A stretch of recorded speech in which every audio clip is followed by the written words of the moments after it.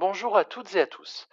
Alors aujourd'hui, nous allons voir les documents dont vous aurez besoin pour votre période de stage. Alors dans votre drive partagé, mon dossier ADREC ou mon dossier Écloson, eh bien un dossier nommé document stage vous est mis à disposition. À l'intérieur, vous allez trouver trois documents: la convention de stage, la fiche de présence en entreprise ainsi que une fiche d'évaluation de stage pratique. Alors tout d'abord, on va commencer, par le début. Avant le stage, eh bien, vous devrez faire remplir et signer une convention de stage. Figureront donc, les informations relatives au centre de formation, ça c'est pré-rempli. Il faudra de votre côté, avec le tuteur, inscrire la durée du stage, avec un rappel de la durée hebdomadaire du stage qui est de 35 heures.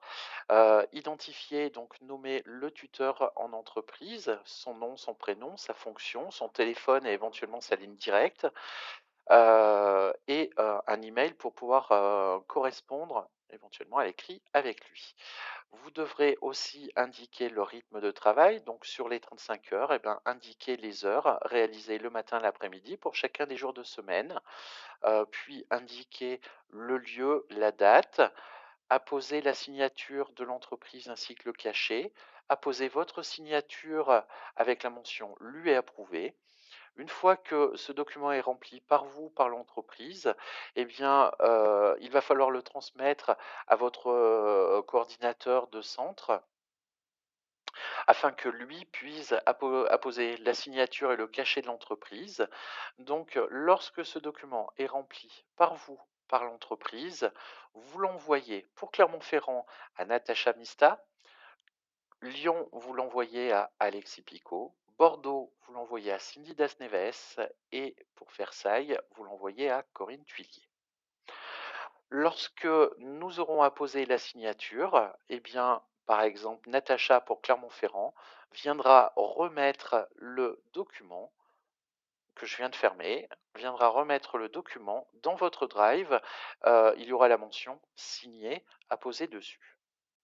Ensuite, en cours de stage et lorsque vous êtes en stage, donc en entreprise, l'émargement ne se fait pas ni via NPM, l'agenda de NELAP, ou bien par un émargement via le Drive, notamment pour les e-learning.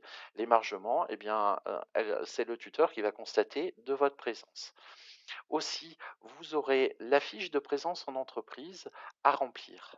Alors vous pouvez voir que, vous indiquerez la période de stage. Alors ça, c'est important. Ce document, il peut servir une fois, enfin faites-en une copie, parce qu'il peut servir 2 fois. Je vous explique. Imaginons que la période de stage, soit prévue, sur le mois de janvier et sur le mois de février. Il va donc falloir que vous nous remettiez 2 attestations de présence en stage. Donc une période de stage concernant la période du au temps du mois de janvier, avec le nom de l'entreprise, téléphone, nom de responsable, et cetera, nom du tuteur, le nom du stagiaire. Je sous-signais le tuteur, certifie que la personne a bien, été, en tout cas atteste des jours de présence en entreprise. Ce document, eh bien, il sera aussi amené à être rempli pour la période, de stage sur le mois de février.